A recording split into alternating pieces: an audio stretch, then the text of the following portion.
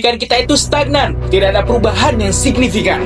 Pendidikan kita tuh maju, sudah banyak perubahan di tiap tahunnya. Cukup! Kalian kebanyakan debatnya. Lebih baik kita kembali ke sejarah perkembangan pendidikan dari masa prakolonial hingga sekarang. Apakah banyak inovasi atau stagnasi? Pendidikan di Indonesia masih menyimpan segudang permasalahan yang belum terselesaikan oleh pemerintah. Pada masa prakolonial, sebelum tahun 1500-an, Indonesia belum terbentuk sebagai negara. Bahwa pendidikan sudah mulai berkembang sesuai dengan kebudayaan dan masyarakat setempat.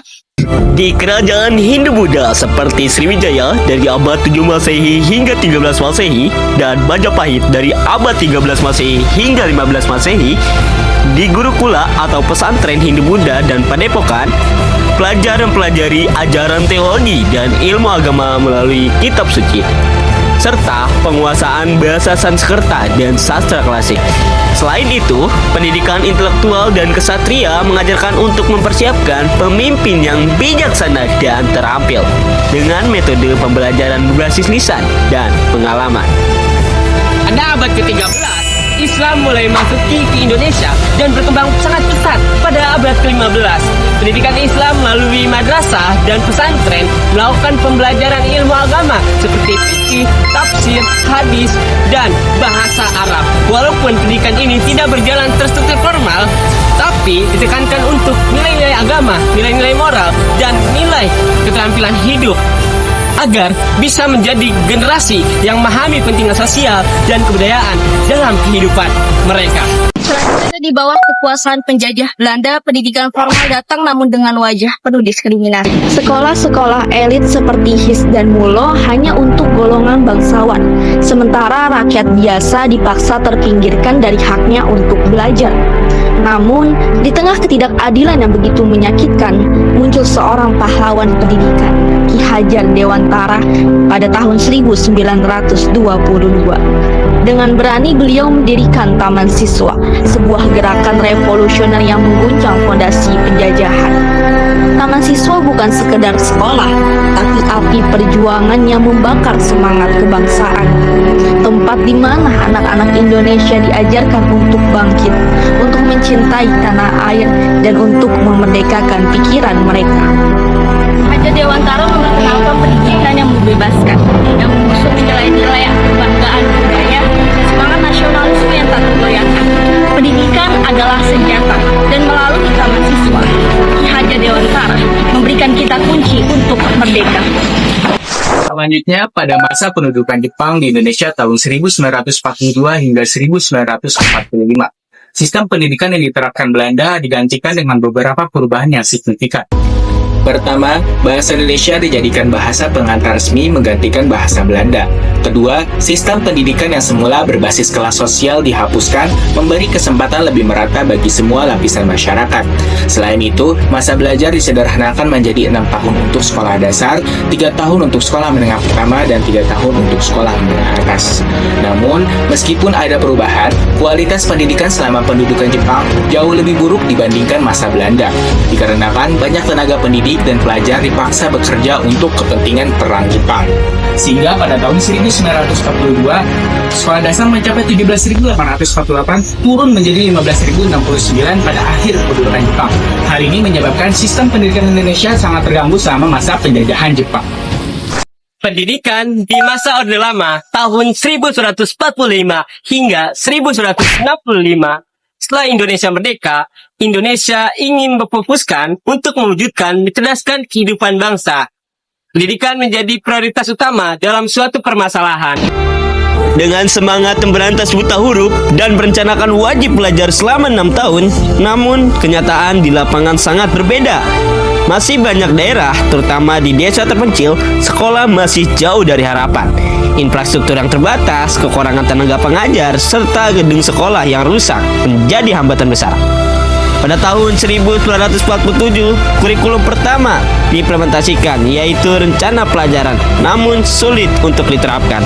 Kemudian pada tahun 1952, kurikulum berubah kembali menjadi rencana pelajaran terurai yang hadir dengan kurikulum lebih terstruktur, meskipun tetap terhalang oleh kekurangan fasilitas.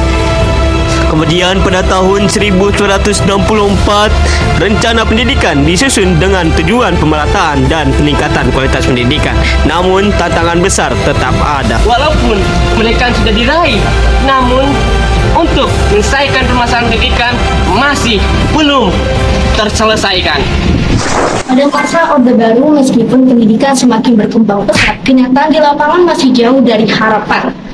Instruksi Presiden seperti Impres nomor 1 tahun 1973 tentang pengentasan buta huruf dan pembangunan sekolah di daerah terpencil memang membawa dampak positif, namun di banyak pelosok Indonesia, fasilitas pendidikan masih sangat terbatas.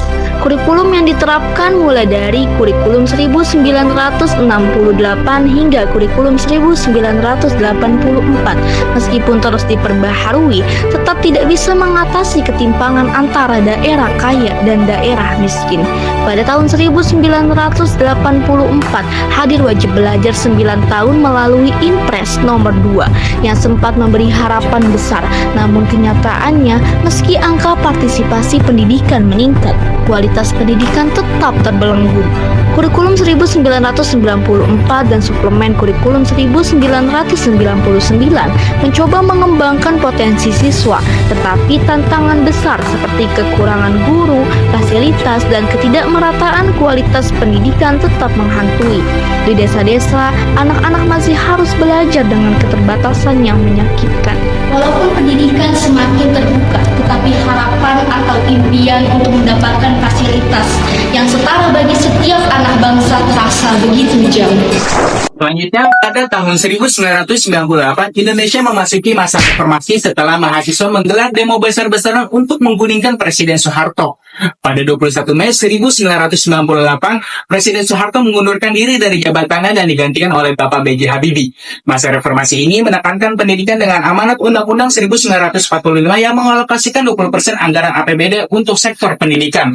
Pada era Presiden Habibie, kurikulum yang digunakan masih menggunakan kurikulum 1994. Namun, di bawah Presiden Megawati, kurikulum ini diganti menjadi kurikulum 2000 yang lebih berfokus pada kompetensi. Setelah SBY menjabat, Undang-Undang Nomor 14 Tahun 2005 tentang guru dan dosen diundangkan, dan kurikulum KBK diganti menjadi KTSP yang memberi keleluasaan pada sekolah. Selanjutnya, kurikulum 2013 diperkenalkan, lebih fokus pada kompetensi dan karakter siswa. Namun, untuk mengurangi beban materi yang dirasa berat, pada 2021 lahirlah kurikulum Merdeka yang memberi kebebasan lebih pada sekolah untuk menyesuaikan pembelajaran dengan kebutuhan siswa.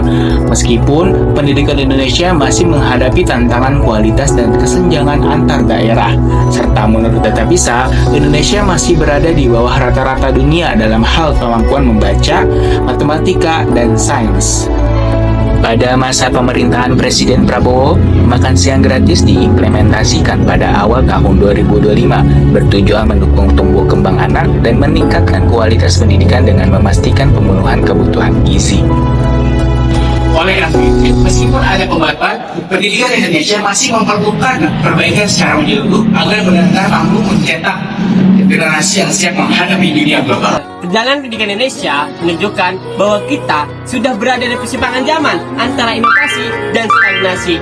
Dari zaman prakolonial hingga era digital saat ini, sudah banyak sekali tantangan dan hambatan yang kita hadapi hingga saat ini. Namun setiap era juga memiliki potensi untuk berkembang, dan pendidikan Indonesia terus bertransformasi.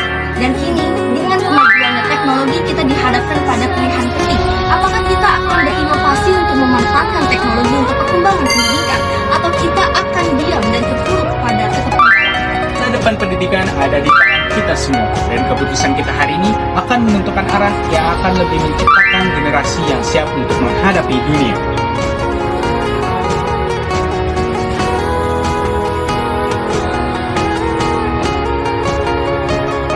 Pendidikan adalah cahaya untuk masa depan. Setiap anak yang belajar adalah harapan bangsa. Inovasi pendidikan adalah warisan terbaik untuk generasi mendatang. Setiap detik pendidikan adalah langkah untuk menuju perubahan. Pendidikan adalah hak dan tanggung jawab bersama.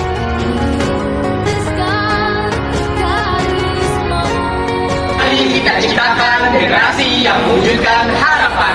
Bangun negeri, bangun pendidikan.